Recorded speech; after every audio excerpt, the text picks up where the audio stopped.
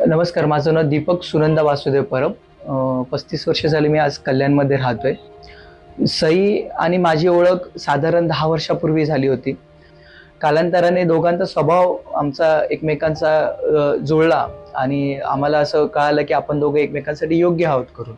त्यानंतर आम्ही लग्नाचा निर्णय घेतला आणि ती एवढी मनमिळाऊ होती की प्रत्येकासोबत तिचं एकदम अटॅचमेंट होती. संपूर्ण घर व्यवस्थित सांभाळायची. आमची जी बाग आहे ती संपूर्णपणे ती सांभाळायची. तिला ट्रेकिंगची पण खूप आवड होती. सई आणि मी आम्ही दोघांनी मिळून 30 पेक्षा अधिक किल्ले आम्ही दोघांनी पाहिले आहेत. आज तिचा जो माझ्या पाठीमागे खंबीर पाठिंबा होता, त्यामुळेच मी माझं काम प्लस जे सामाजिक क्षेत्रामध्ये मी जे काही कामं करत होतो बाहेर, ती कामं आज करू शकत होतो. कारण मला घराची चिंता नव्हती. आज सईला 7 महिने पूर्ण झाले होते. खूप वर्षांनी बाळ राहिल्यामुळे सईला त्याचं थोडंसं टेन्शन होतं. तर डॉक्टरांनी तिथे चेकअप केल्याच्या नंतर असं कळालं की तिचा जो बीपी आहे तो थोडा हाय झाला होता आजुलेला. तेव्हा तो 200 पर्यंत झाल्याचं डॉक्टरांनी आम्हाला सांगितलं. डॉक्टर बोलले की आपण थोडं अंडर ऑब्झर्वेशन चेक करू की काय आहे ते, नाहीतर मग आपण केएमला शिफ्ट करावं लागेल. आणि त्यात आपण ॲम्ब्युलन्सचा कॉल आपण ऑलरेडी दिला होता, कार्डियक ॲम्ब्युलन्सचा. ॲम्ब्युलन्स यायला थोडा साधारण वेळ गेला, त्याच्यामध्ये अर्धा पाऊण तास गेला. जो साधारण 1 तासामध्ये आपण पोहोचणं अपेक्षित होतं, परंतु तिथे साधारण 2-2.25 तास गेले. केएम हॉस्पिटलला गेल्याच्या नंतर तिथली जी प्रोसेस आहे, इमर्जन्सी प्रोसेस, ईसीजी करणं, लेबर वॉर्डला नेल्याच्या नंतर सिटी स्कॅन करायला सांगितलं आपल्याला. सिटी स्कॅन केलं आणि आपण MICU मध्ये शिफ्ट केलं सईला. तर तिथे शिफ्ट केल्याच्या नंतर आपल्याला कळालं की मेंदूमध्ये थोडं ब्लिडिंग झालंय आणि त्यात तिचा बीपी हाय होता.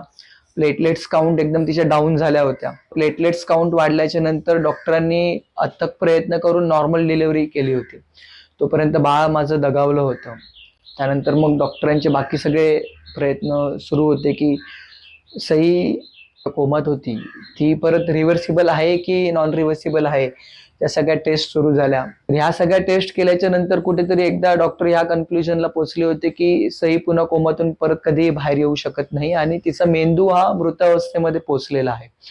आणि साधारण डॉक्टरने आपल्याला कल्पना दिली होती की जर मेंदू मृतावस्थेमध्ये असेल आणि जर सई जर व्हेंटिलेटरवरच राहिली तर पुढच्या 3-4 दिवसामध्ये व्हेंटिलेटरवर जरी असली तरी वेगवेगळ्या शरीराच्या अवयवामध्ये संसर्ग होऊन सईचं पुढे जाऊन मृत्यू होऊ शकतो, अशी डॉक्टरने आपल्याला कल्पना दिली होती.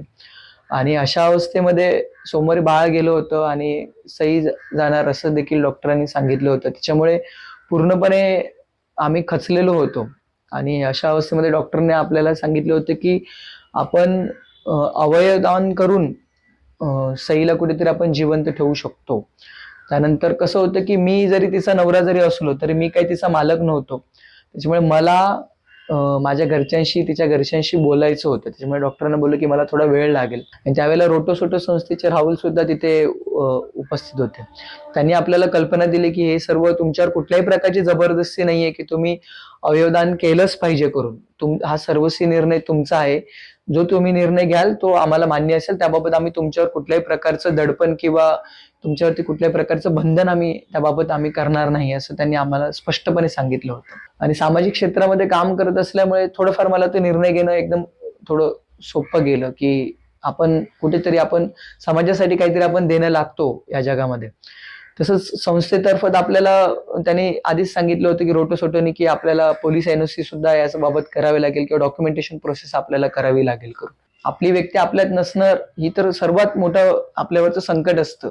परंतु ती अवयव रूपाने कुठेतरी जिवंत असेल, शरीर रूपाने जरी गेली तरी अवयव रूपाने आपल्या सोबत कुठेतरी असेल, असं एक मोठं गोष्ट होती आमच्यासाठी. त्यामुळे काळजावरती दगड ठेवून, हृदयावरती दगड ठेवून आम्हाला तो निर्णय त्यावेळेला आम्हाला तो घ्यावा लागला. आणि त्यानंतर मग आपण हृदय, डोळे आणि फुफ्फुस या 3 गोष्टी दान देण्यासाठी म्हणून आपण हॉस्पिटलला परवानगी दिली.